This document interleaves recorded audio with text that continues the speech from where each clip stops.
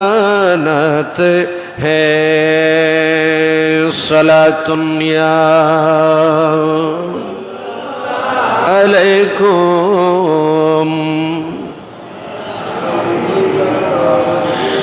कहाँ मरेंगी बूजहिल उतबा वो शैबा,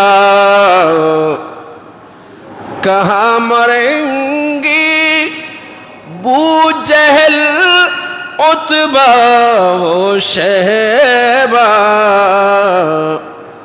ये जंग बदर का है नक्शा, ये जंग बदर का है नक्शा। हुजूर जानत है जो हो चुका है जो होगा। हुजूर जानत है सलातुन्या अलैकुम। कहाँ मरेंगे बूजहल उतबा वो शैबा। ये जंगी बदर का है नक्शा। हुजूर जानत है। सम्मानित श्रद्धेय मुसल्लिन इकराम, अस्सलामु अलैकुम व रहमतुल्लाहि ताला व बाराकातुहु। अल्हम्दुलिल्लाह, अल्लाह पाकेर दरबारे पाके शुक्र आदाय करছি যিনি আমি গুনাহগারকে আজকের মাহে রমাদানুল মুবারকের দ্বিতীয় হিজ্জায় আসহাবে বদর এবং এতেকাফ নিয়ে আলোচনা করার মানসিকতায় জুমা মসজিদে দণ্ডায়মান হওয়ার তৌফিক দিয়েছেন। পাশাপাশি আপনাদেরকে আল্লাহর ঘর মসজিদে আসার বসার তৌফিক দিয়েছেন। আসুন আমরা জবান খুলে আল্লাহ পাকের দরবারে মোহাব্বতে একবার বলি আলহামদুলিল্লাহ। পবিত্র কালামে মজিদ ফুরকান হামিদ থেকে আমি গুনাহগার আপনাদের খেদমতে সূরা আনফাল শরীফের 12 নম্বর আয়াত তেলাওয়াত করেছি। আমার আল্লাহ বলেন, ফাদরিবু ফাওকা আনাকি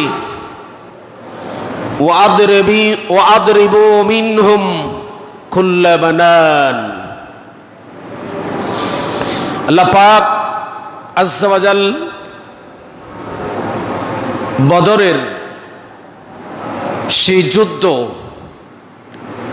বদরের ইতিহাসকে পবিত্র কোরআনুল কারীমের মধ্যে সূরা আনফাল এবং সূরা আলে ইমরান, সূরা আলে ইমরানের 123, 124, 125 এই তিনটি আয়াতে কারিমার ভেতর আল্লাহ পাক আসহাবে বদরের আলোচনা করেছেন। এবং সূরা আনফালের 9 নম্বর পারার 12 নম্বর আয়াতের মধ্যে পাশাপাশি সূরা আনফালের আরো কয়েকটি আয়াতে কারিমায় আল্লাহ পাক আজ্জা ওয়া জাল বলেছেন। 9 নম্বর সূরা আনফাল 9 নম্বর আয়াত 10, এইভাবে 13 নম্বর 12 নম্বর আয়াত আল্লাহ পাক আসহাবে বদরের আলোচনা করেছেন। রব্বুল আলামিন হাকামুল হাকিমিন বলেন, আল্লাহ পাক আসহাবে বদরের আলোচনা করতে গিয়ে আল্লাহ পাকের যে কুদরতের সাহায্য, সে সাহায্যের কথা রব্বুল আলামিন সূরা আলে ইমরান শরীফের 123 নম্বর আয়াত, 24 এবং 25 তিনটি আয়াতের মধ্যে আল্লাহ পাক ব্যক্ত করেছেন। আমার আল্লাহ বলেন, ওয়ালাকাদ নাসরাকুমুল্লাহু বিবাদরি ওয়া আনতুম আযিল্লা ফাত্তাকুল্লাহা লাআল্লাকুম তাশকুরুন। আল্লাহ পাক বলেন, হে আমার বান্দারা, নিশ্চয়ই আমি তোমাদেরকে বদরের দিন সাহায্য করেছি। ওয়া আনতুম আযিল্লা, তোমরা ছিলে কাফেরদের বেষ্টনীর ভেতর, তোমাদের ভীতির সঞ্চালনার সময় আমি তোমাদেরকে নিশ্চয়ই সাহায্য করেছি। লাআল্লাকুম তাশকুরুন, যেন তোমরা শুকরগুজার হও। কেমন সাহায্য করেছেন? অপর আয়াতের মধ্যে আমার আল্লাহ বলেন,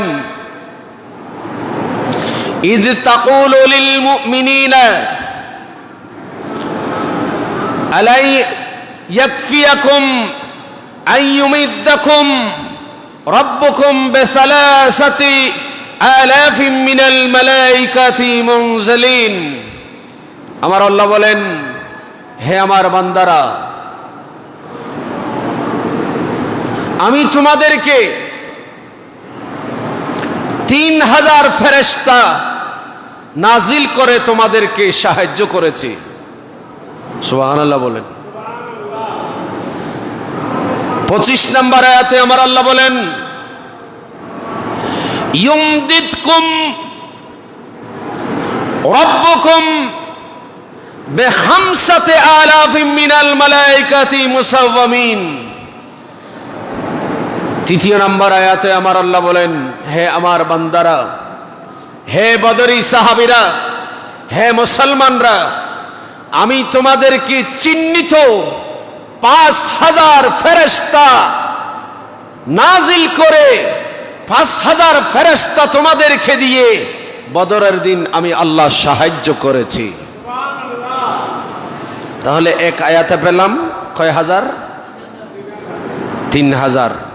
আর এক আয়াতে পেলাম 5000। এরপর সূরা আনফালের 9 নম্বর পারার 9 নম্বর আয়াতে, অপর আয়াতে আমার আল্লাহ বলেন, ইন্নী মুমিদ্দুকুম বিআলফিন মিনাল মালাইকাতি মুরদিফিন। আমার আল্লাহ বলেন সূরা আনফালের 9 নম্বর আয়াতে, সারিবদ্ধ 1000 ফেরেশতা দিয়ে আমার আল্লাহ পাক মুসলমানদেরকে বদরের ময়দানে সেই দিন সাহায্য করেছিলেন। তাহলে আমরা 3টি আয়াত পাই। কয়টা? সূরা আলে ইমরানে 2টি আয়াত, সূরা আনফালে 1টি আয়াত। এই 3টি আয়াতে আমরা পাচ্ছি, একটি আয়াতে আল্লাহ পাক 1000 ফেরেশতা নাজিল করার কথা বলেছেন, অপর আয়াতে 3000 ফেরেশতা নাজিল করার কথা বলেছেন, অপর আয়াতে আমার আল্লাহ পাক 5000 ফেরেশতা নাজিলের কথা বলেছেন। সুবহানাল্লাহ বলি না? তাহলে এই যে ফেরেশতা নাজিল করেছে মুসলমানদেরকে সাহায্য করার জন্য, এই ফেরেশতাদেরকে আমার আল্লাহ নির্দেশ দিলেন। কি দিলেন? নির্দেশ দিলেন ফেরেশতাদের। কি নির্দেশ দিলেন দেখেন। আমার আল্লাহ বলেন, হে আমার ফেরেশতারা, তোমরা এই বদরের ময়দানে যারা কাফের আছে, ফাদরিবু ফাওকাল আনাক, হে ফেরেশতারা তোমরা কাফেরদেরকে ফাদরিবু, তোমরা এদেরকে প্রহার করো, মারি দাও, ফৌকা আনাক, তাদের গর্দানের উপরে। সুবহানাল্লাহ বলেন না। কে নির্দেশ দিলেন? ফেরেশতারা কি মারপিট জানে? ফেরেশতারা কি মারপিট করতে জানে? ফেরেশতারা মারপিট করতে জানে না। এরা মারপিট করে না, করতে জানিও না। আমার আল্লাহ নিজে শিখিয়ে দিচ্ছেন, মারো। কাদেরকে? কাফেরদেরকে। কোথায় মারবা? ফাওকা আনাক, এদের গর্দানের উপর মারো। ওয়াদরিবু মিনহুম কুল্লা বানান, এদেরকে গিরায় গিরায় গিরায় গিরায় এদেরকে প্রহার করো। বড় করে বলুন না। কে বলেছেন? আল্লাহ নির্দেশ দিচ্ছে এই কাফেরদেরকে কে কি করার জন্য? মারার জন্য। এরা কেন আসছে? কোথায় এদের বাড়ি? মক্কা শরীফ। আর কোথায়? বদরের ময়দান। এই যুদ্ধ সংগঠিত হওয়ার অনেকগুলা কারণ আছে। তৎমধ্যে একটা কারণ হচ্ছে যে ইহুদিরা আমার রসুল যখন ইসলাম প্রচার করছে এদের সহ্য হয় না। এক নাম্বার তাদের ষড়যন্ত্র, দ্বিতীয় নাম্বার যে আবু সুফিয়ান, মক্কার কাফেরগণ সিরিয়া থেকে ব্যবসা করার জন্য মদিনা শরীফের ইসরাবের সেই পথ দিয়ে যায়। যখন মদিনাতুল মুনাওয়ারায় আল্লাহর নবী ইসলাম প্রচারের জন্য বের হয়ে গেলেন, মদিনা শরীফ যখন ইসলামী রাষ্ট্র কায়েম হয়ে গেছে, তখন কাফেরদের একটু জ্বালা যন্ত্রণা বেড়ে গেছে, যে এই জন্য এরা ষড়যন্ত্রে লিপ্ত হয়েছে। জোরে বলুন। এইভাবে আরো কিছু কারণ আছে যে তাদের নেতৃত্ব কর্তৃত্ব চলে যাবে। এই জন্য এরা যে বদরের যুদ্ধ করার জন্য উঠে পড়ে কোথায়? মক্কা শরীফ। সেখান থেকে চলে গিয়েছে মদিনা শরীফে, যে বদর নামক প্রান্তরে। সেই বদর নামক প্রান্তরে আমার নবী সাহাবায়ে কেরাম মাত্র মুষ্টিমে 313 জন সাহাবী আমার নবী এদেরকে নিয়ে আবু সুফিয়ানের অস্ত্র নেওয়া আসার এই পথটাকে মাত্র রুখে দিয়েছিলেন, যেন মক্কা শরীফে কুরাইশরা যেন এই পথ দিয়ে সিরিয়া থেকে যেন অস্ত্র আনতে না পারে। অস্ত্র যেগুলো আনতে গিয়েছিল এগুলো যে মুসলমানদের বিরুদ্ধে ব্যবহার করবে। জোরে বলেন না নাউজুবিল্লাহ। তাহলে এইরকম অস্ত্রের ব্যবসা এখনো আমাদের বিশ্বের মধ্যে চলতেছে, একেবারে জমজমাট, ঠিক কিনা? এখন দেখেন সবচাইতে বেশি এবার জরিপে দেখতে পেলাম যে রাশিয়া এবং ইউক্রেনের মধ্যে যুদ্ধ চালিয়ে সবচাইতে বেশি অস্ত্রের ব্যবসা করেছেন আমেরিকা। কারা? এবং বর্তমান যে যুদ্ধ চলতেছে ফিলিস্তিন, এই ফিলিস্তিনকে তছনছ করে দিয়েছে।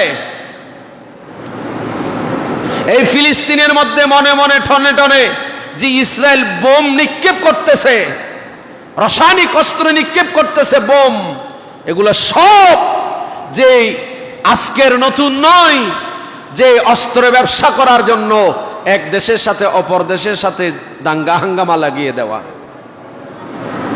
ইসলামের প্রথম যুদ্ধ যে মাহে রমজানুল মুবারকের 17 রমজান যে সর্বপ্রথম যুদ্ধ হয়েছে, সেই যুদ্ধ যে আবু সুফিয়ান অস্ত্র নেওয়া আসা নিয়ে, কারণ মুসলমানদের বিরুদ্ধে ব্যবহার করবে।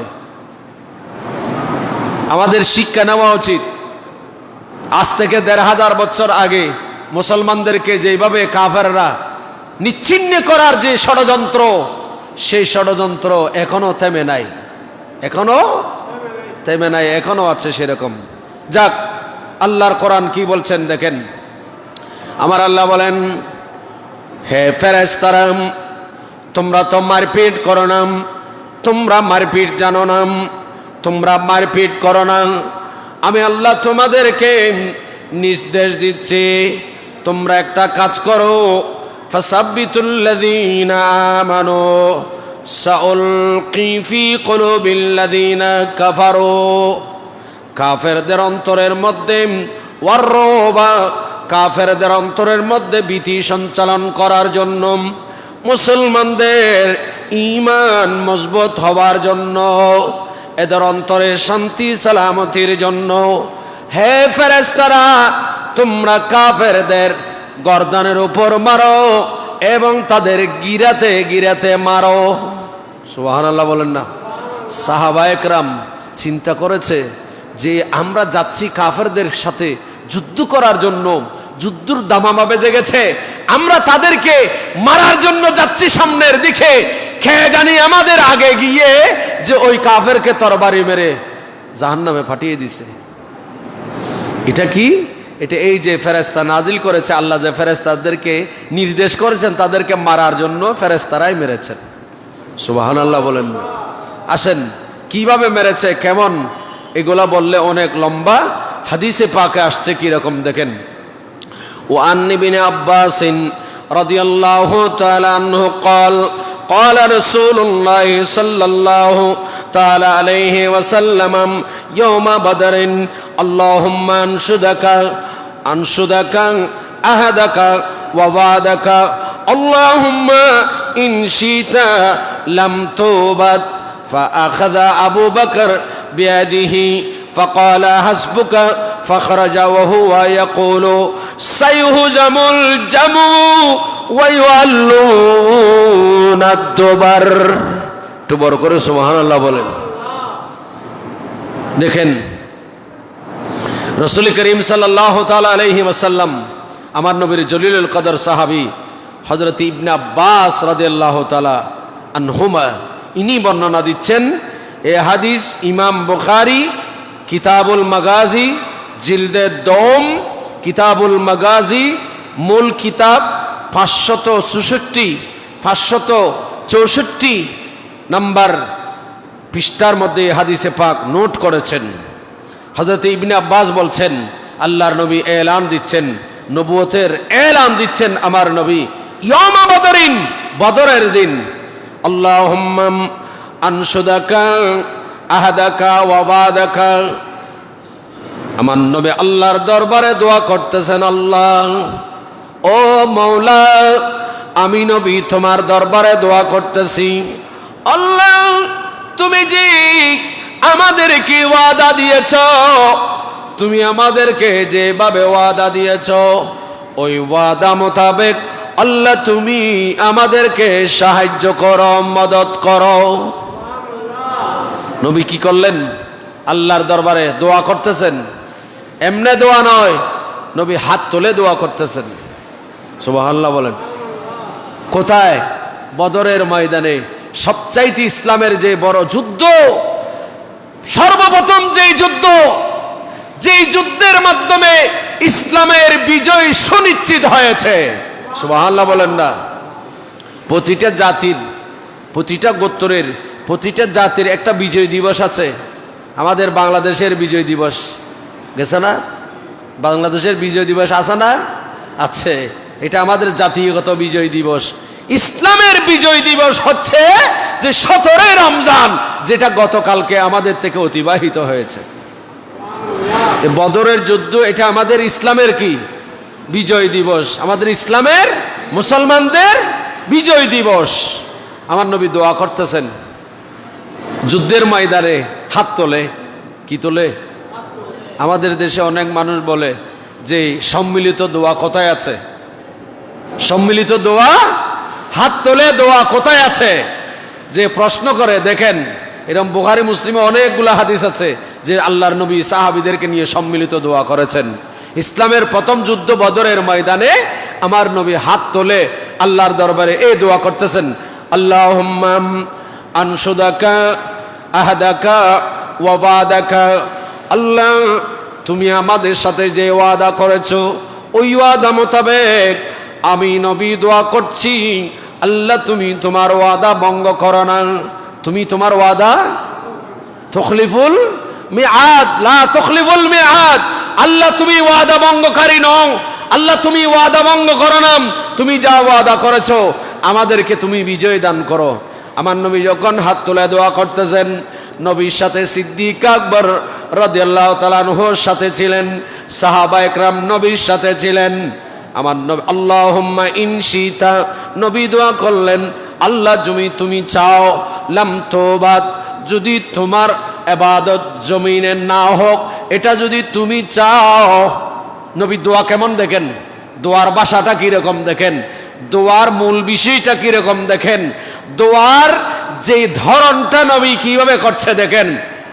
ইনশিতা লাম তুবাত, আল্লাহ জমিনে তোমার ইবাদত না হোক, এটা যদি তুমি চাও তাহলে তুমি আমাদেরকে জমিনে ধ্বংস করে দিতে পারো।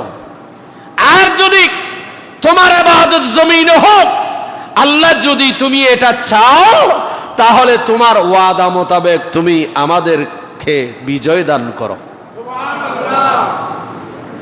আচ্ছা সেই দিন, আচ্ছা আমার নবীর পর অন্য কোন নবী আছে? অন্য কোন নবী আসবে?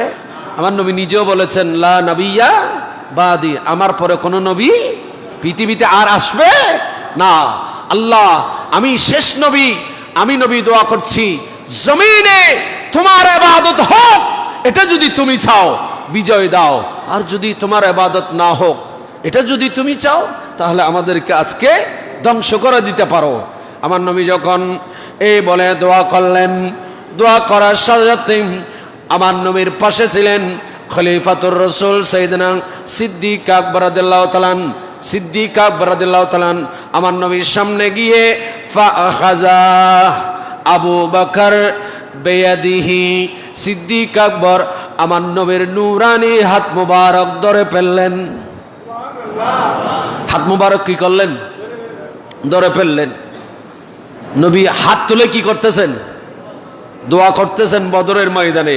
সিদ্দিক আকবর গিয়ে আমার নবীর হাত মুবারক ধরে ফেললেন। সিদ্দিক আকবর বলতেছেন ইয়া রাসূলুল্লাহ, ফাকালা হাসবুকা ইয়া রাসূলুল্লাহ, নবী গো যথেষ্ট যথেষ্ট। সুবহানাল্লাহ বলেন না। ইয়া রাসূলুল্লাহ, আপনি নবীজি হাত তুলে দোয়া করতেছেন, এই দোয়া আমাদের বিজয়ের জন্য যথেষ্ট। এই বলে সিদ্দিক আকবর তাড়াতাড়ি আমার নবীর নূরানি হাত মুবারক ধরে ফেললেন। দেখেন তাহলে দোয়া, এটা হাদিসে পাকে আসছে, আদ-দুআউ সালাহুল মুমিন, মুমিনের বড় অস্ত্র হচ্ছে দোয়া। সুবহানাল্লাহ, একটু আস্তে বলি। কাফেরদের কাছে অস্ত্র শস্ত্র এত অস্ত্র আছে। কাফেরদের কত ঘোড়া ছিল? 200টি। কত? ওই যুগে কাফেরদের ঘোড়া ছিল 200, এবং তীর এবং বর্মা এইভাবে মারত, যেগুলা এরকম তীরন্দাজ ছিল 600, সৈন্য ছিল 1000। একটু জোরে বললেন না নাউজুবিল্লাহ। এই কাফের 1000 আর 600 যারা, তাদের মধ্যে তীর ছিল, আর ঘোড়ায় উঠে তরবারি নিয়ে যুদ্ধ করেছে কাফের ছিল 200। আর তার পাশাপাশি মুসলমানদের ঘোড়া ছিল মাত্র 3টা। কয়টা? কাফেরদের ঘোড়া কয়টা? 200। আর মুসলমানদের ঘোড়া মাত্র 3টা। এর মধ্যে 70 জন কাফের নিহত হয়ে জাহান্নামে গেছে, আর 70 জন কাফের বন্দী হয়েছে। প্রকান্তরে মুসলমানদের মাত্র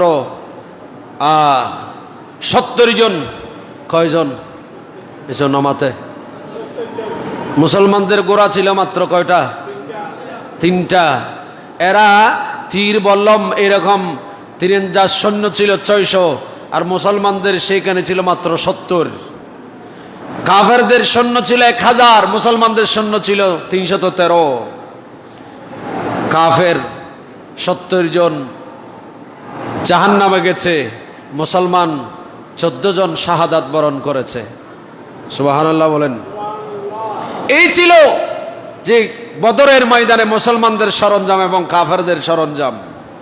দেখেন আমার নবী যখন দোয়া করলেন, দোয়া করার পর সিদ্দিক আকবর দৌড়ে এসে আমার নবীকে ধরে ফেললেন। ইয়া রাসূলুল্লাহ, যথেষ্ট যথেষ্ট, হাসবুকা, যথেষ্ট হয়েছে। এই বলে যখন সিদ্দিক আকবর নবীর হাত ধরে ফেললেন, সিদ্দিক আকবর বুঝতে পেরেছে আমার নবীর দোয়া ফেরত যায় না। সুবহানাল্লাহ বলেন, আর একটু জোরে বলেন। মুসলমানদের একটু অন্তরের মধ্যে কি আসছে? একটু সাহস আসছে। কি আসছে? ওই যে বলেছিলাম কাফেরদের যে 600 তীর বললাম যেগুলা, মুসলমানদের মাত্র ছিল 70। নবী দোয়া করেছে, আমার নবীর এই দোয়া কাফেরদের অস্ত্রের চাইতে বড় অস্ত্র হয়েছে আমার নবীর দোয়া। কারণ মুমিনদের অস্ত্র কি? দোয়া। দোয়া। এরপর যুদ্ধ শুরু হলো। কি শুরু হলো? যুদ্ধ শুরু হলো। যুদ্ধ যখন শুরু হলো, যে আমার নবী কোরআন শরীফের এই আয়াত বলতেছেন, সাইয়ুহজামুল জামু ওয়া ইউআল্লুনা আদ-দুবার। আমার নবী শুধু এই আয়াত পড়তেই আছেন। আমার নবী বলতেছেন অতি শীঘ্রে কাফেররা পৃষ্ঠ পলায়ন করবে। জোরে বলুন। এবার যুদ্ধ যখন শুরু হলো, হঠাৎ করে দুইজন ছেলে, আমার নবীর সাহাবী, আমার রসুলের এক সাহাবী, ওই সাহাবীর কাছে দুইজন ছেলে দৌড়ে আসলো। এই দুইজন ছেলে যুদ্ধের ময়দানে আসার আগে আমার নবীর কাছে অনুমতি চেয়েছেন। তৎমধ্যে একজন হলো মুআজ, মিম আইনালিফ, মিম আইনালিফ জাল মুআজ। আরেকজন হচ্ছে মিম আইন ওয়াজা মুআওয়াজ। একজন মুআজ আর একজন মুআওয়াজ। এই দুইজন এক মায়ের সন্তান, কিন্তু তাদের দুইজনের বাবা দুইজন। সুবহানাল্লাহ বলেন না। একজনের বাবার নাম হারেস, একজনের বাবার নাম কি? হারেস। এই জন্য ওই ছেলেদেরকে দুইজনকে দুই বাবার নাম ধরে ডাকতে হবে। এই জন্য দুই বাবার নাম ধরে না ডেকে, যেহেতু তার মায়ের দুই সংসার ছিল, এই জন্য তাকে আফরার ছেলে বলা হয়, ইবনে আফরা বলা হয়। সুবহানাল্লাহ বলেন। দুইজন আসছে, দুইজন এসে আমার নবীকে বলতেছেন, হুজুর আমরা যুদ্ধে যাব। তৎমধ্যে এক ভাই একটু লম্বা ছিল। এক ভাই কি? লম্বা ছিল। আল্লাহর নবী তাকে বেছে নিলেন, বলে ঠিক আছে তুমি যুদ্ধে যাবা। আর একজন সে একটু খাটো ছিল, সে তাকে বলতেছে তুমি ছোট, তুমি ওই পাশে যাও। এখন সেই পাশে না গিয়ে আবারও দৌড়ে ওই যে লাইনে সাহাবীদের কাতারে চলে গেল। গিয়ে সে এইভাবে, আমরা যে পায়ের উপর বর দিয়ে লম্বা হই, এই ছেলেটা পায়ের উপর বর দিয়ে এভাবে লম্বা হয়ে গেলেন। অর্থাৎ আমার রসুলকে দেখাচ্ছে, হুজুর আমি লম্বা বড় হয়েছি, আমিও যুদ্ধ করতে পারবো। আচ্ছা, আমার নবী বলেন, কিরে তুমি না কাটো ছিলে, লম্বা হয়েছে? বলো জি হুজুর, আমিও যাব। আমার ভাই যাচ্ছে, আমি যাব না কেন? আমিও যাব। হুজুর আপনি যদি চান, আমি আমার ভাইয়ের সাথে আমার আরো শক্তি বেশি আছে। বলে কেমন আছে? বলে আপনি একটু কুস্তি দিয়ে দেখেন না, পারে কি না। তখন দুই ভাইয়ে কুস্তি লাগিয়ে দিলেন দুই ভাইকে। আমার নবী কি করতেছেন দেখতেছে, যে রসুলে পাক যুদ্ধে যাওয়ার আগে সাহাবীদের থেকে পরীক্ষা নিতেন, দুইটি দল করতেন, রশি দিতেন। রশি 3 প্রকারের খেলা জায়েজ, তৎমধ্যে এক প্রকারের খেলা এটা সাহাবীরা খেলতেন। আমার নবী দেখতেন যে রশি দিতেন, একটা লম্বা রশি, এই পাশে একদল, এই পাশে আর এক দল। যারা ঠেনে নিয়ে চলে যেতে পারতেন আমার নবী তাদেরকে বিজয় ঘোষণা করতেন। এখন মুআজ মুআওয়াজের মধ্যে আল্লাহ নবী একজনকে নিলেন, আরেকজনকে নিলেন না। এখন যিনি খাটো, যাকে নিলেন না, সে বলছেন, হুজুর ইয়া রাসূলুল্লাহ আপনি একটু পরীক্ষা করে দেখেন, আমি আমার ভাইকে যাকে আপনি নিয়েছেন তার সাথে যদি কুস্তি আবার ধরাই দেন, আমার এত শক্তি, আমি তাকে ফেলে দিতে পারবো। আমার নবী বললেন, তাই নাকি? বলে জি হ্যাঁ। বলে একটু দেখো, ধরে দেখো। এখন দুইজনের মধ্যে এখন আমার নবী কি ধরাই দিলেন, একটু যাচাই করতে, যে শক্তি যুদ্ধের ময়দানে যেতে পারবে কিনা। দেখা গেল ওই খাটো যেই ভাই ছিল মুআওয়াজের মধ্যে, যে লম্বা ভাইকে সে ছোট ভাই ফেলে দিছে। সুবহানাল্লাহ। আমার নবী বলেন, আচ্ছা ঠিক আছে আসো। এরা দুইজন একেবারে কিশোর ছোট ছেলে। হযরতে আব্দুর রহমান ইবনে আওফ বলতেছেন, যুদ্ধের ময়দানে আমি একদিকে দাঁড়িয়ে আছি, মুআজ এবং মাওয়াজ এই দুই ভাই আমার কাছে গেলেন। চাচা যান।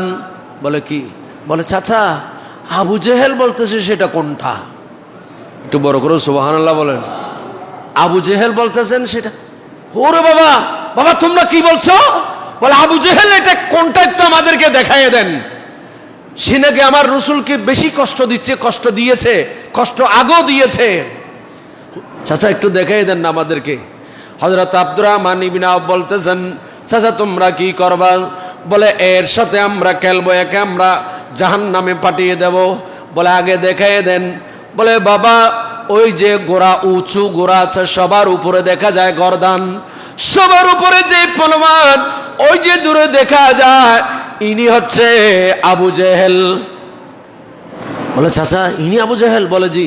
বলে আপনাকে ধন্যবাদ, আমরা যাচ্ছি। এই দুই ভাই কন্যা বানা হলো। দুই ভাই যেতে যেতে এক ভাই আর এক ভাইকে জড়িয়ে ধরে বলছেন, ভাই আমরা দুইজন ছোট, 1000 সৈন্যের ভেতরে তাকে গিয়ে ধরবো, তাকে গিয়ে আমরা কি করব? আমরা ছোট ছেলে, আমাদের তরবারে দিয়ে এ আবু জেহেলকে গর্দানের উপর, আল্লাহ যে কোরআন শরীফের মধ্যে বলেছেন ফাদরিবু ফাওকাল আনাক, আল্লাহ যে বলেছেন গর্দানের উপর তাদেরকে মারার জন্য বলছেন ফেরেশতাদেরকে। সুবহানাল্লাহ বলেন না। এই আবু জেহেলকে ফেরেশতা মারার আগে আমরা আগে তার গর্দানের উপর তরবারি চালিয়ে দেব। সুবহানাল্লাহ বলবেন না।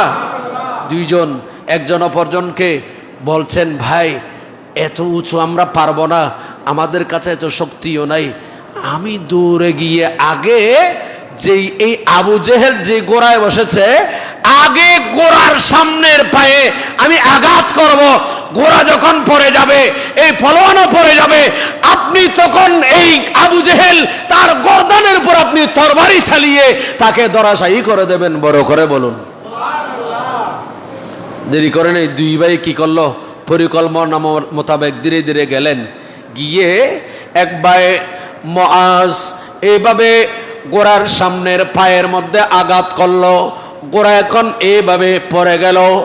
এরপর আবু জেহেল যখন নিচে পড়ে গেল, মুআজ দৌড়ে আসছে, এসে এবার আবু জেহেলের গর্দানে মেরে তাকে জমিনে একেবারে বিছিয়ে দিল। চিৎকার দিয়ে বলুন। ইসলামের পরম শত্রু যারা, আমার আল্লাহ এদেরকে বড় বড় ফলোয়ান দিয়ে মারে নাই। নমরুদকে মেরেছেন মাত্র মশা দিয়ে। এসে ঠিক না বেঠিক? নমরুদকে মেরেছেন কি দিয়ে? মশা। মশা মশা এটা আল্লাহর কামান। আব্রাহা বাদশা আল্লাহর ঘর হানায়ে কাবার ভেঙে দেওয়ার জন্য আসছে। সেই আব্রাহা বাদশার সেই হস্তি বাহিনী, বিশাল বিশাল হস্তি, হাতি, এগুলাকে ধ্বংস করার জন্য আমার আল্লাহ পাকের বড় ফলোয়ান লাগে নাই, আমার আল্লাহ পাক আজ্জা ওয়া জাল পাঠিয়ে দিলেন তায়রান আবাবিল, আবাবিল পাখি পাঠিয়ে আমার আল্লাহ সে আবাবিল পাখির ঠোঁটের মধ্যে একটা ছোট্ট পাথর, একেবারে মশরার ডালের মতো ফাঁক, দুই পায়ের মধ্যে দুইটা পাথর, তিনটা পাথর দিয়ে আবাবিল পাখিকে পাঠালেন। এই পাখিগুলার ছোট্ট ছোট্ট এই পাথর দিয়ে যে হস্তি বাহিনীকে ধ্বংস করে দিয়েছে। জোরে বলুন। ঠিক একইভাবে যে বদরের ময়দানও এই আবু জেহেল বড় ফলোয়ান, তাকে শেষ করার জন্য আমার আল্লাহ সিদ্দিক আকবরকে ব্যবহার করে নাই, ফারুক আজম রাদিয়াল্লাহু তাআলা আনহুকে ব্যবহার করে নাই, ওসমান জুন্নুরাইন মাওলা আলী শেরে খোদাকে ব্যবহার করে নাই। দুইজন ছোট্ট ছেলে, একেবারে শিশু, হযরতে মুআজ এবং মুআওয়াজ, এই দুইজনকে দিয়ে ইসলামের পরম শত্রু, আল্লাহ এবং রসুলের পরম শত্রু সে আবু জেহেলকে ধরাশায়ী করে দিয়েছেন। এখন যুদ্ধের মধ্যে মুসলমান জয়, কাফেররা পরাজয়। এখন আমার নবী বলেন, বুখারীর অপর হাদিস, মান সাররাহু আইয়ানজুরা ইলা আবি জেহেল, তোমাদের মধ্যে কে আছো যে আবু জেহেলকে দেখে আসতে পারবে, আবু জেহেলের শেষ পরিণতি? তখন হযরতে সাইয়েদনা আব্দুল্লাহ ইবনে মাসউদ রাদিয়াল্লাহু তাআলা ইনি বলেন, ইয়া রাসূলুল্লাহ, আমি দেখে আসতে পারবো? হে আব্দুল্লাহ ইবনে মাসউদ, যাও আবু জেহেলের শেষ পরিণতি দেখে আসো। বুখারীর হাদিস। হযরতে রাসূল পাকের নির্দেশে এখন চলে গেলেন আব্দুল্লাহ ইবনে মাসউদ রাদিয়াল্লাহু তাআলা আনহু, গিয়ে দেরি করে নাই। ফাআখাযা বেলাহিয়াহি, আবু জেহেল একেবারে দরশি, জান যাবে ইতিবছরে আবু জেহেলের সামনে আমার নবীর সাহাবী হযরতে রাইসুল মুফাসসিরিন আর রাইসুল ফুকাহা সাইয়েদনা আব্দুল্লাহ ইবনে মাসউদ গিয়ে উপস্থিত হয়ে তার সিনার উপর বসে গেলেন। সুবহানাল্লাহ বলেন না? আগে গিয়ে তাকে বলছে, তুমি আবু জেহেল? আনতা আবু জেহেল? বলে, হে আব্দুল্লাহ ইবনে মাসউদ, আমি আবু জেহেল। সেখানেও তার ফখর যায় না। আমাদের দেশে কিছু মানুষ ফখর তাকাব্বুর করে, আছে না? বলেন না? সেখানেও ফখর করতেছে, এখন জাহান্নামে চলে যাবে। আব্দুল্লাহ ইবনে মাসউদকে বলতেছে, ইবনে মাসউদ, আমার মতে এরকম বড় কোনো ফলওয়ানকে আজকে তোমরা ধরাশায়ী করতে পারছো? আমার চাইতে বড় কাউকে পারো নাই। আমি বড় সৌভাগ্যবান যে আজকে বড় ফলওয়ান হয়ে তোমাদের হাতে আজকে ধরাশায়ী হয়ে গেছি। এডিও ফহর করে দিতে হযরত আব্দুল্লাহ ইবনে মাসউদ দেরি করে নাই। ফাআখাযা, আব্দুল্লাহ ইবনে মাসউদ ধরলেন কোথায়? তার দাড়িতে। কোথায় ধরলেন? বড় করে বলেন না। তাহলে দাড়ি শুধু মুসলমানের রাখে না, দাড়ি আবু জেহেলও দাড়ি রেখেছিল। হযরত আব্দুল্লাহ ইবনে মাসউদ গিয়ে তার দাড়িতে ধরলেন, ধরে তার সিনের উপর বসে গেলেন। এতক্ষণ বসে না, এবার বসছেন। বলে, তুই এখানে ফখর করতেছিস?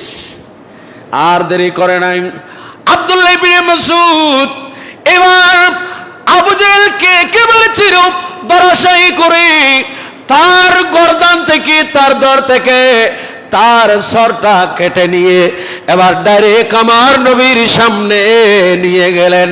চিৎকার দিয়ে বলুন, আরো জোরে বলেন।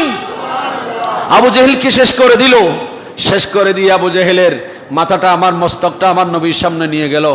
আমার নবী আবু জেহেলের মাথা দেখে বলতেছেন, হাদা, আমার নবী এই কথা বলতেছেন, এটা আমার উম্মতের যুগের ফেরন।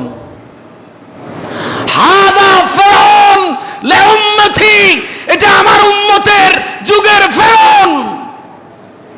আমার নবী খুশি হয়ে এই কথা বলেছিলেন যে এটা আমার উম্মতের কি যুগের ফেরন।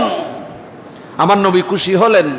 কাফেররা ধরাশায়ী হয়ে গেল, পালিয়ে চলে গেছে। ওই যে কোরআনের আয়াত, আমার নবী যে বলেছেন, সাইয়ুজামুল জামু ওয়া ইউআল্লুনা দুবার, যে কাফেররা পলায়ন করলো, এবার আল্লাহর নবী সেই বদরের ময়দানে 3 দিন পর্যন্ত অবস্থান করেছেন। কাফেরদের অতি সংক্ষেপ সময়, কম 70 জন বন্দী হলো। কয়জন? আর 70 জন কাফের জাহান্নামে চলে গেল। যারা বন্দী হলো এদেরকে বর্তমান মদিনা শরীফ থেকে 80 মাইল, মদিনা শরীফ থেকে কত মাইল? 80 মাইল দূরে। পুরানো মক্কা শরীফ মদিনা শরীফ থেকে পুরানো রোডের মধ্যে যেখানে আল্লাহ ফেরেশতা নাজিল করেছেন, ওই ময়দানে এই পাহাড়গুলো এখনো আছে। ওই পাহাড়গুলা ফেরেশতাদের পদচিহ্ন লাগার কারণে এই পাহাড়গুলো এখনো লাল হয়ে আছে। লাল, বালিগুলা লাল। মনে হচ্ছে কে যেন সুন্দর করে লিপি দিয়েছে, সুন্দর করে কারুকাজ করছে পাহাড়গুলা। আপনারা যারা গিয়েছেন, আল্লাহ পাক আপনাদের যাদের যাবার সুযোগ হয় না, জীবনে একবার হলো মদিনা শরীফ গিয়ে সে বদরের পাহাড়, বদর প্রান্তর দেখার তৌফিক দান করুন। পাহাড়, যে পাহাড়গুলোতে যেখানে ফেরেশতা নাজিল হয়েছে, আমি যে শুরুতে বলেছি, এগুলো এখন লাল হয়ে আছে, একেবারে বালিগুলা লাল। সেখানে আরেকটা পাহাড় আছে, জাহান্নামী পাহাড়, মদিনা শরীফের হেরমের বাহিরে পাহাড়টা। কারণ আমার নবী মদিনা শরীফে যাওয়ার কারণে পুরো মদিনা শরীফের গাছপালা পাহাড় তরুলতা সব খুশি হয়েছে, কিন্তু একটা পাহাড় আমার নবীর সাথে বেয়াদবি করেছে, যার কারণে খোদ মদিনাবাসীরা বলে এটা জাহান্নামী পাহাড়। কি পাহাড়? জাহান্নামী পাহাড়। মদিনা শরীফে জান্নাতি পাহাড়ও আছে, জাহান্নামী পাহাড়ও আছে। জান্নাতি পাহাড় হচ্ছে ওহদের পাহাড়, আর জাহান্নামের পাহাড় হচ্ছে জবলে আয়েল, সেই পাহাড় মদিনায়। শুধু মানুষ জান্নাতে জাহান্নামে যাবে তাই না, পাহাড়ও জান্নাতে যাবে, আবার কিছু পাহাড় জাহান্নামে যাবে। জোরে বলেন না নাউজুবিল্লাহ। আল্লাহ পাক আমাদেরকে বুঝার তৌফিক দান করুন। এবার ওই যারা 70 জন বন্দী, খুব সংক্ষেপে বলছি, এদেরকে ধরে মদিনা শরীফে নিয়ে আসছে। বর্তমান যেটা মসজিদে নববী শরীফ, এত বড় মসজিদে নববী শরীফ তখন ছিল না।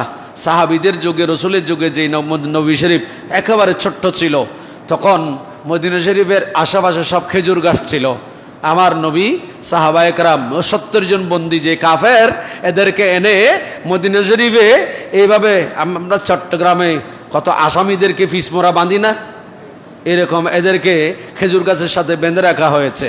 70 জন কাফেরদেরকে বেঁধে রেখে এবার আমার নবী সিদ্ধান্ত নিচ্ছেন, সাহাবীদের থেকে সিদ্ধান্ত নিচ্ছেন, এই 70 জন এদেরকে কি করব? সাহাবায়ে কেরামের মধ্যে ফারুক আজম একটু গরম, হুজুর এরা মক্কা শরীফ থেকে আসছে এখানে আমাদেরকে হত্যা করার জন্য, আমাকে দিয়ে দেন। এরা যখন হত্যা করতে আসছে আমাদেরকে, আমরা যখন তাদেরকে পাইছি আমরা ছাড়বো না, আমরা তাদেরকে হত্যা করে ফেলবো। ফারুক আজম একটু গরম। এবার আমার নবী বলতেছেন, সিদ্দিক আকবর, আবু বকর, কি করব? একটু সিদ্ধান্ত নেওয়া দরকার। আমার রসুল একজনে চাইলে তো সিদ্ধান্ত নিতে পারতেন, ঠিক কিনা? এই জন্য সামাজিকভাবে, পারিবারিকভাবে আমরা যখন কিছু করতে যাব, যে একক সিদ্ধান্ত দেওয়ার ক্ষমতা থাকলো, একক সিদ্ধান্ত না দিয়ে পরিবারে যারা আছে, বাড়িতে যারা আছে, গ্রামে যারা আছে, এদেরকে নিয়ে বসে একটা সিদ্ধান্ত পরামর্শ সভা করা, এটা আমার রসুলের ডাইরেক্ট সুন্নাহ। আল্লাহ নবী সিদ্ধান্ত নেওয়ার জন্য সবাইকে নিয়ে পরামর্শ করলেন। আবু বকর, তুমি একটু পরামর্শ দাও। সিদ্দিক আকবর বলছেন, হুজুর আমরা এখনো দুর্বল, হুজুর আমাদের কাছে টাকা পয়সা নাই, হুজুর আমরা এদেরকে না মেরে, হত্যা না করে এদেরকে আমরা মুক্তিপণ নিয়ে ছেড়ে দেব। আমার নবী বলতেছেন, আবু বকর, আমি রসুলের সিদ্ধান্ত এটা, তোমার সিদ্ধান্তের সাথে আমারটা মিলে গেছে, এইটা করলে ভালো হয়। এখন এক একজন থেকে মুক্তিপণ নিয়ে, ফিদিয়া নিয়ে, যে একজন যুদ্ধক্ষেত্রে যারা বন্দী হয়, এই বন্দির সাথে কি আচরণ করতে হবে, এটা আমার নবী ইসলামের প্রথম যুদ্ধে শিক্ষা দিয়েছেন। আজকে যে যুদ্ধ হচ্ছে কোথায়, এই যে আফগানিস্তানকে শেষ করে দেওয়া হলো, এই যে সে আফগানিস্তান ঘুরে দাঁড়ালো, এখন ফিলিস্তিনকে যে শেষ করে দেওয়া হচ্ছে, যে যুদ্ধক্ষেত্রে যারা বন্দী হয় তাদের সাথে আচরণ কি করবে, সেটা আমার নবী ইসলামের প্রথম যুদ্ধে শিক্ষা দিয়ে দিয়েছেন। আসুন, অত এরকম যুদ্ধক্ষেত্রে কিছু হয়েছে, এরকম প্রমাণও আছে। গত কয়েক বছর আগে ইন্ডিয়া থেকে একটা যুদ্ধ জাহাজ পাকিস্তানে গিয়ে পড়েছে, পড়ছে না? তখন ইমরান খান কি ছিল? রাষ্ট্রপ্রধান ছিল। সেটা ফেরত দিয়েছে। সেটা কি দিয়েছেন? ফেরত দিয়েছেন। আমার নবী যেভাবে করেছেন এইভাবে দেখেন ইসলামী সিস্টেম কি। এখন আমার রসুল বলতেছেন, ঠিক আছে মুক্তিপণ দিয়ে এদেরকে ছেড়ে দেব, ছেড়ে দিচ্ছেন। এবার আমার নবীর একজন চাচা হযরতে আব্বাসের কাছে গেলেন, সুবহানাল্লাহ বলেন, চাচা মুক্তিপণ দিয়ে চলে যান, আপনি আমার চাচা।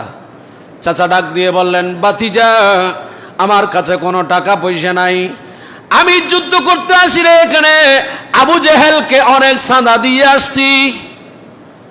আবু জেহেলের বহুত চাঁদা দিতে আসছি, টিয়া হতো নাই তো, শেষ সব। বলে, চাচা আবুল তাবুল বলিয়েন না, আপনি মক্কা শরীফ থেকে আসছেন, আমি মদিনা শরীফ, আমি জানি আমি নবী, আপনি আমাকে নবী মানেন না এখনো। বাইফুত বলতেছেন, বাতিজা বলতেছেন, নবী শব্দের অর্থ অদৃশ্যের সংবাদদাতা, গোপন, যেগুলা গোপন এগুলার সংবাদ দেওয়া। চাচা বলেন, আপনি যুদ্ধ করার আসার আগে আমার চাচির সাথে মক্কা শরীফে গোপনে রাতের বেলায় আপনি কিছু স্বর্ণের দিনার দিরহাম আশরাফি মাটির ভেতর পুঁতে রেখেছেন। আমার চাচিকে বলেছেন, আমি যদি যুদ্ধ করে বেঁচে আছি তাহলে এগুলা ছেলে বেলেদের তোমাদেরকে নিয়ে খেতে পারবো, আর যদি আমি না আসি তোমরা এই মাটি পাথরের ভিতরে এই গচ্ছিত সম্পদগুলো এখান থেকে নিয়ে তোমরা চলিও। এই কথা বলতে দেরি নাই, আমার নবীর চাচা এভাবে বড় করে তাকায়, বলে মোহাম্মদ বাতিজা তুমি কি বলো? একটু বড় করে সুবহানাল্লাহ বলেন না। এখন আর দেরি করে নাই, বলে বাতিজা এতক্ষণ আমি তোমাকে আমার ভাইফোঁত মনে করেছিলাম, আমার ভাইফোঁত বাতিজা মনে করে ভুল করেছি। আমি কোথায় মক্কা শরীফে আর তুমি ছিলে মদিনা শরীফে। আমি আমার বিবির সাথে রাতের গভীরে যে স্বর্ণের দিনার দিরহাম মাটির ভেতর গেড়ে রেখেছি, আমি আর তোমার চাচি ছাড়া আর কেহ জানে না। এগুলা তুমি কেমনে জানতে পারলে? এখন থেকে আর তোমাকে আমি আর বাতিজা বলবো না। আমি তোমার এই গায়েবের খবর দেখে, অদৃশ্যের খবর দেখে আমি পড়ে দিচ্ছি লা ইলাহা ইল্লাল্লাহ। ইনি বলে দিলেন আশহাদু আল্লা ইলাহা ইল্লাল্লাহু ওয়া আশহাদু আন্না মুহাম্মাদান আবদুহু ওয়া রাসূলুহু। কলমা পড়ে দিলেন। আমার নবীর চাচা হযরত আব্বাস কলমা পড়ে দিলেন আমার নবীর ইলমে গায়েব দেখে। আজকাল কত আমাদের চাইতে আরো কত শরীরে ইষ্টপুষ্ট, দেখতে অনেক সুন্দর। এমনি দেখতে সুন্দর লাগলে মুখের মধ্যে মায়া নাই। নবীর প্রেমিক উম্মত যারা, তাদেরকে দেখলে, চেহারা দেখলে বোঝা যায় সে নবীর প্রেমিক কিনা, জান্নাতি নাকি জাহান্নামী। অনেক সময় চেহারায় বলে দেয় না। অনেকে আজকে আমার নবীর ইলমে গায়েবের বিরোধিতা করতেছে, অথচ ইসলামের প্রথম যুদ্ধ, সে বদরের যুদ্ধের কয়েদি আমার নবীর চাচা হযরত আব্বাস রাদিয়াল্লাহু তাআলা আনহু ঈমান এনেছে, কলমা পড়েছে আমার রাসূলের ইলমে গায়েব দেখে। তখন আমার নবী বলেন, চাচা আপনি কলমা পড়ে ফেললে আর কোনো ফিদিয়ে দিয়ে লাগবে না। কলমা পড়ে ফেললেন যে আমার রাসূলের ইলমে গায়েব দেখে, অদৃশ্যের সংবাদ দেখে। দেখেন, কাফের মুসলমান হয়েছে নবীর অদৃশ্য সংবাদ দেখে, আর আজকে নবীর উম্মত দাবি করে সামনে কোরআন শরীফ নিয়ে, হাদিস শরীফ, বুখারী মুসলিম নিয়ে আমার রাসূলের ইলমে গায়েবের বিরোধী কথা বলে। একটু জোরে বলবেন না নাউজুবিল্লাহ। এরকম আমি শত দলিল দিতে পারবো। আল্লাহ পাক আমাদের সবাইকে কবুল করুন। আরেকটু জোরে বলেন। সেই বদরের ইতিহাস আমাদেরকে সামনে রেখে এখান থেকে আমাদের শিক্ষা নেওয়া দরকার। যাক, দ্বিতীয় যে এতেকাফ, কারণ আমরা আগামী জুমার পাবো না এতেকাফের কথা বলার জন্য। আমার নবী বলছেন এতেকাফ এটা আল্লাহ নির্দেশ করেছেন, ওয়ালা তুবাশিরুহুন্না ওয়া আনতুম আকিফুন, যে এতেকাফ থাকার কথা আমার আল্লাহ বলেছেন। এতেকাফ এটা সুন্নতে মুআক্কাদা, এতেকাফ এটা আদায় করতে হবে। এখন আমাদের গ্রামে বা বিভিন্ন শহরে দেখা যায় এতেকাফ থাকতে হয় যে সবে কদর তালাশ করার জন্য। কিন্তু আমরা কিছু কিছু মসজিদ এইভাবে দেখতে পাই, মানুষ একজনকে ধরে এলাকার সবাই মিলে, কেহ যখন না থাকে, মানুষ একজনকে জবরদস্তি মসজিদে দিছে ঢুকাই। এই যাকে এতেকাফ থাকার জন্য ঢুকাই দিছে, সেই উজু কেমনে করে সেটাও জানে না, এতেকাফ কাকে বলে সেটাও জানে না। অনেক সময় গ্রামে দেখা যায় এতেকাফ থেকে, এতেকাফকারী মসজিদ থেকে বের হয়ে বাহিরে গিয়ে ইয়া বানাইতেছে, ওই যে লাই আছে না, লাই টুকুরি আছে না, এই কাজগুলো করতেছে। অনেকে বক সাজতেছে, বক বক বক, বুঝুননি? কি করে না কেন বলে, এই সুযোগ আর কই পাবো যে এখানে কোনো কাজকর্ম নাই, মসজিদের বারিন্দায়, মসজিদের যে সেখানে এখানে বসে বসে একটা লাঠি সাজতেছি, এখান থেকে বের হয়ে ওগুলো খেতে লাগাইবো। ও কি এতেকাফের বিষয় জানে? এতেকাফ কাকে বলে? এমন ব্যক্তিকে এতেকাফে রাখার চেষ্টা করবেন যারা এতেকাফ সম্পর্কে জানে, বুঝে, এবং কি হাদিসে পাকে আসছে এতেকাফ থেকে কোনো মানুষ মসজিদের মাঠে যদি কোনো জানাজার নামাজও হয়, সেই জানাজার নামাজও এতেকাফকারী মসজিদ থেকে বের হয়ে মাঠে অংশগ্রহণ করা যাবে।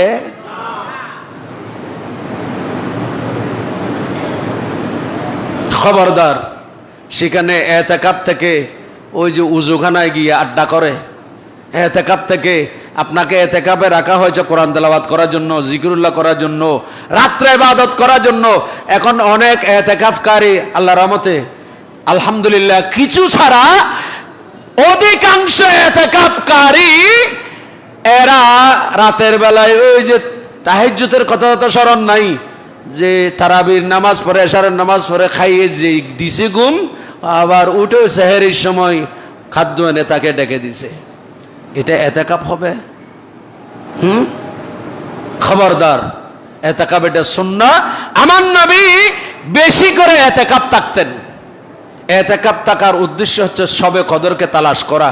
শবে কদর বেজোড়া রাতের মধ্যে নবী বলেছেন, এই বেজোড়া রাতে বেশি করে ইবাদত করবেন এতেকাবকারী আমার ভাইয়েরা, আমার বাবারা, যেন শবে কদর, যেন এলাকাবাসী সবাই দায়িত্ব দিয়েছেন আপনাকে, আপনি সেখানে থেকে যে শবে কদরটার তালাশ করে অন্ততপক্ষে সবার জন্য দোয়া করবেন, নিজের জন্য দোয়া করবেন, পাড়া প্রতিবেশীর জন্য, মুসলিম উম্মার জন্য, দেশের জন্য দোয়া করবেন।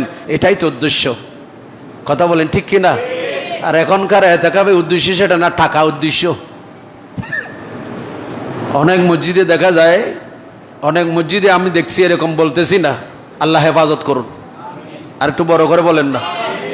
আমাদের এই এতেকাব আমাদের মসজিদে যারা থাকবে, আমি ওনাদেরকে অত্যন্ত বিনয়ের সাথে অনুরোধ করব, আপনারা একটু এই এতেকাবটা থেকে নিজেকে গল্প গুজব, অযথা কথা বলা থেকে কোনো প্রকারের কথা বলবেন না। এতেকাব যিনি থাকবেন, আমি ওনাদেরকে অনুরোধ করব মসজিদে যেন আপনারা মোবাইল না আনেন। কি না আনেন? অন্ততপক্ষে মোবাইল লাগলে আপনি একটা বটম সেট আনবেন। অন্ততপক্ষে যে কেহ যদি সেহেরি আনতে আপনার জন্য দেরি হয়ে যায়, একটু যোগাযোগ করতে পারবেন। না হয় এখানে মোবাইল আনার কোনো দরকার, আপনার সাথে সর্বক্ষণ যোগাযোগ চলবে। কার সাথে? আল্লাহর সাথে। অনেক মোবাইলকারী না, শুধু এখানে দেখা যায় যে আমি তারাবিতে বলিনি আর কি, পেছনে অনেক মসজিদের মধ্যে ছবি আসছে ফেসবুকে, যে বসে বসে বসে বসে মোবাইল টিপতেছে, হুজুর তারাবি পড়তেছে। কোরআন খতম ওরা পেয়েছে সওয়াব, যারা তাকবীর উলার সাথে যে নিয়ত করেছে আর কিছু কোরআন খতম যা তারাবি পড়ে আসে, পেছনে দুই এক কাতার সামনে দাঁড়ায়, আর পেছনে 2 4 5 10 কাতার এরা বসে থাকে।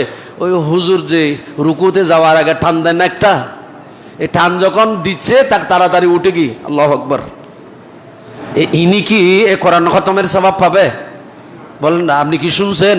আপনি তো বসেছিলেন, পুরো রাকাতটায় বসেছিলেন, কোরআন শরীফের তেলাওয়াত শুনেন নাই, পেছনে বসে বসে মোবাইল টিপেছেন, বন্ধুর সাথে আড্ডা করেছেন। আপনি কুফর আর কোরআন খতমের সওয়াব কি আপনি পেয়েছেন মনে করেন? আর কিছু মুসল্লি আছে যে ওই যে খতম শেষ করছে, খতম আল্লাহরা গছাই দিই, হদা তোর গছাই দিলাম খতম, এরপর আর মসজিদে নাই, মার্কেটে মার্কেটে ঘুরতেছে। কেন? খতম শেষ হয়েছে, তারাবি শেষ হয় নাই। তারাবি আছে, তারাবি যতক্ষণ যে ঈদের চাঁদ দেখা যাবে না ততক্ষণ পর্যন্ত তারাবি চলবে। ঠিক না ভাই? ঠিক। আপনারা কি কষ্ট পেয়েছেন? হ্যাঁ, মসজিদে আগে তারাবি পড়বেন, তারপর মার্কেটে যাবেন। ইয়া না, মার্কেট যাবি তো হতে ও ইফতার করি যাই না, তারাবি আন্না পড়ে। আপনাদের জন্য মার্কেট খোলা আছে, সারা রাত খোলা থাকবে, অন্ততপক্ষে নামাজটা পড়ে যাবেন, নামাজটা পড়ে যাবেন। আল্লাহ পাক আমাদের সবাইকে বুঝার, জানার, আমল করার তৌফিক দান করুন। ওয়া আখিরি দাওয়ানা আনিল হামদুলিল্লাহি রাব্বিল আলামিন। ওয়াসসালামু আলাইকুম ওয়া রাহমাতুল্লাহি তাআলা